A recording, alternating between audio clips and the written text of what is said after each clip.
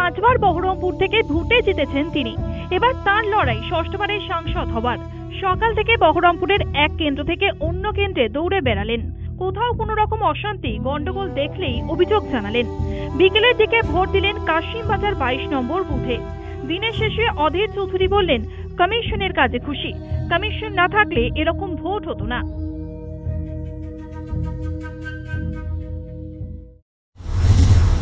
বেশিরভাগটাই শান্তি শৃঙ্খলা শান্তিপূর্ণ ভোট হয়েছে। তার মানে সবটা শান্তিপূর্ণ হয়নি। কেন্দ্রীয় বাহিনী থাকা সত্ত্বেও সালারে ইকমপুরে কিছু ফলস ভোটিং হয়েছে। সেখানকার প্রিজাইডিং অফিসার, পোলিং অফিসার এবং পুলিশ, কমিটেড পুলিশ, অর্থাৎ তৃণমূলের দালালি করবই সেই রকমের কিছু পুলিশ সেখানটায় আগে থেকে তারা মোতায়েন করেছিল। বাকি বহরমপুর লোকসভা জুড়ে তৃণমূলের সকাল থেকে যে সন্ত্রাসের চেষ্টা, বুথ লুট করার চেষ্টা, সেগুলোকে আমরা প্রতিহত করেছি এবং কেন্দ্রীয় নির্বাচন কমিশন তারা আমাদের প্রত্যেকটা অভিযোগকে তারা গুরুত্ব দিয়েছে, সর্বতভাবে সহযোগিতা করেছে।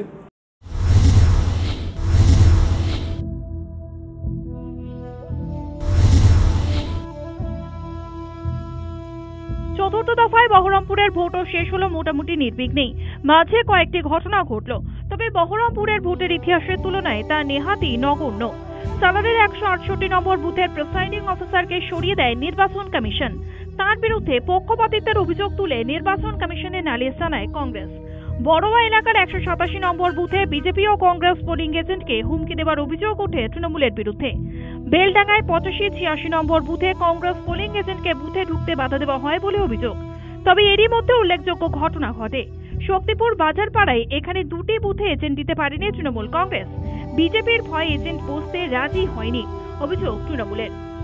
বহরমপুরে এবার তৃণমূল কংগ্রেস প্রার্থী ইউসুফ পাঠান, বিজেপি প্রার্থী ডাক্তার নির্মল সাহা। বড় কোনো গন্ডগোল ছাড়াই ভোট শেষ হয়েছে। স্বস্তিতে সমস্ত পক্ষই। News time.